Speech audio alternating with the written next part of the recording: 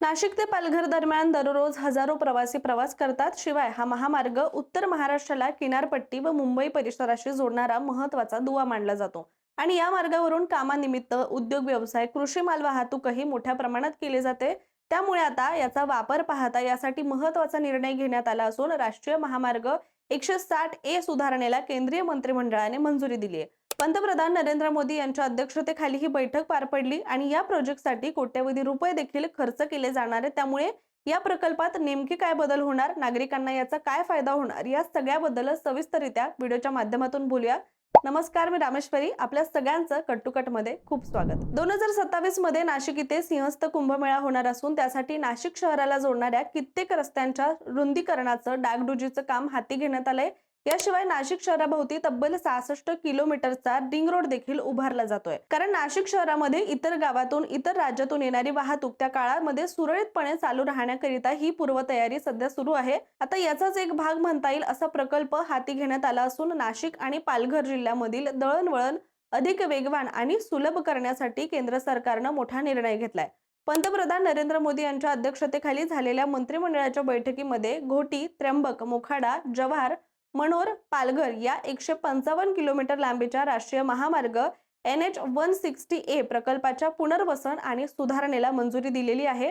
त्यासाठी तब्बल 3320 कोटी रुपये खर्चून हा प्रकल्प तयार केला जाणार आहे आणि नाशिक शहराच्या वाहतूक कोंडीवर हा प्रकल्प म्हणजे रामबाण उपाय ठरणार असल्याचा सुद्धा विश्वास व्यक्त केला जातोय। दरम्यान सिंहस्थ कुंभमेळा विकास आराखड्यामध्ये या मार्गासाठी मान्यता देण्यात आली होती, तर समृद्धी महामार्ग व मुंबई मार्गे येणाऱ्या भाविकांना देखील थेट त्र्यंबकेश्वर इथे जाण्यासाठी हा मार्ग उपयुक्त ठरणार असं म्हटलं गेलं होतं। बरं, आता आपण नाशिक पालघर या महामार्गाचं महत्त्व समजून घेण्यासोबतच यावर इतका खर्च का केला जातोय यावर सुद्धा एक नजर टाकूया। नाशिक शहराची ओळख आता केवळ धार्मिक आणि सांस्कृतिक नगरी म्हणूनच नाही, तर औद्योगिक केंद्र म्हणून सुद्धा होऊ लागली आहे। नाशिक शहरातील सातपूर आणि अंबड या दोन मोठ्या औद्योगिक वसाहतींमुळे दररोज हजारो माल वाहतूक इथे ये जा होते आणि या अवजड वाहतुकीमुळे शहरातील मुख्य रस्त्यांवर मोठा ताण वाढला असून वाहतूक कोंडीची समस्या सुद्धा आता दिवसेंदिवस गंभीर होत चालली आहे। सध्या बहुतांश औद्योगिक वाहतूक राष्ट्रीय महामार्ग 48 या मार्गे शहरातून जाते आणि त्यामुळे नागरिकांना रोजच्या प्रवासामध्ये मोठ्या अडचणींचा सामना करावा लागतोय। यात आता आणखी भर म्हणजे पालघर जिल्ह्यातील प्रस्तावित वाढवण बंदर 2029 पासून सुरू होणारे आणि त्यानंतर मुंबई आग्रा महामार्ग आणि मुंबई नागपूर समृद्धी महामार्ग यावरून वाढवणकडे जाणारी जी माल वाहतूक आहे ती मोठ्या प्रमाणामध्ये वाढण्याची शक्यता वर्तवली जाते। आणि ही वाहतूक जर नाशिक शहरातून विशेषतः नाशिक त्र्यंबकेश्वर मार्गे गेली तर वाहतूक कोंडीची समस्या अत्यंत गंभीर वळण घेऊ शकते अशी भीती सध्या व्यक्त केली जाते।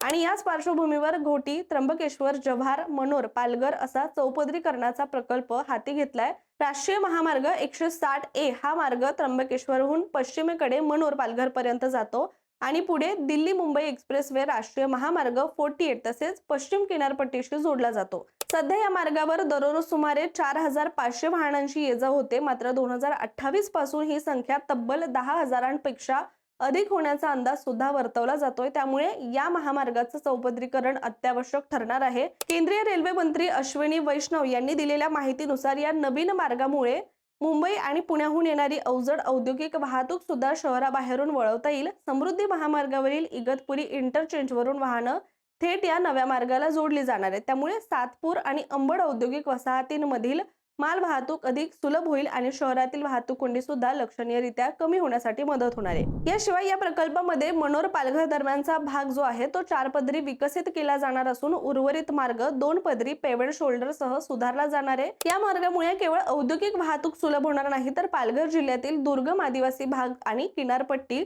मुख्य प्रवाहाशी सुद्धा जोडली जाणार आहे। दिल्ली मुंबई एक्सप्रेसवे आणि राष्ट्रीय महामार्ग 48 शी थेट संपर्क आल्यामुळे उद्योगांना सुद्धा मोठी बाजारपेठ उपलब्ध होऊ शकते। याचबरोबर महाराष्ट्रातील 6 आर्थिक नॉड्स, 1 सामाजिक नॉड आणि 8 लॉजिस्टिक नॉडशी या मार्गाची जोडणी होणार असून देशाच्या लॉजिस्टिक परफॉर्मन्स इंडेक्सवर सकारात्मक परिणाम सुद्धा होण्याची अपेक्षा आहे। इतकंच नाही तर या महामार्गामुळे पर्यटनाला सुद्धा चालना मिळणार असल्याचं म्हटलं गेलंय। त्र्यंबकेश्वर, भावली धरण, जव्हारचा राजवाडा, अर्नाळा किल्ला यांसारख्या स्थळांना सुद्धा भेट देणं अधिक सोपं होऊ शकतं।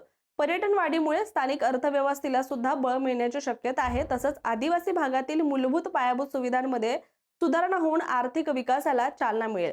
सार्वजनिक बांधकाम विभागाच्या राष्ट्रीय महामार्ग विभागामार्फत भूसंपादनाची प्रक्रिया सध्या सुरू असून मार्च 2027 पूर्वी हे काम पूर्ण करण्याचं सुद्धा उद्दिष्ट ठेवण्यात आलंय। त्यामुळे एकूणच औद्योगिक वाढ, लॉजिस्टिक सुलभता, पर्यटन वाढ आणि आदिवासी भागाचा विकास या सर्व अंगाने हा प्रकल्प उत्तर महाराष्ट्रासाठी गेम चेंजर ठरू शकतो।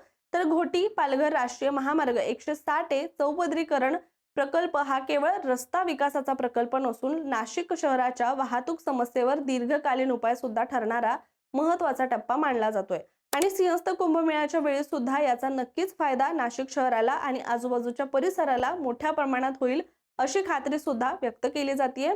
तुर्तास आपण इथेच थांबूया। मात्र याबद्दलचं तुमचं मत काय, तुम्हाला हा प्रकल्प कसा वाटतो, या सगळ्याबद्दल नक्की कमेंट करा आणि अशाच माहितीपूर्ण व्हिडिओसाठी सुद्धा कट टू कटच्या YouTube चॅनलला सबस्क्राईब नक्की करा।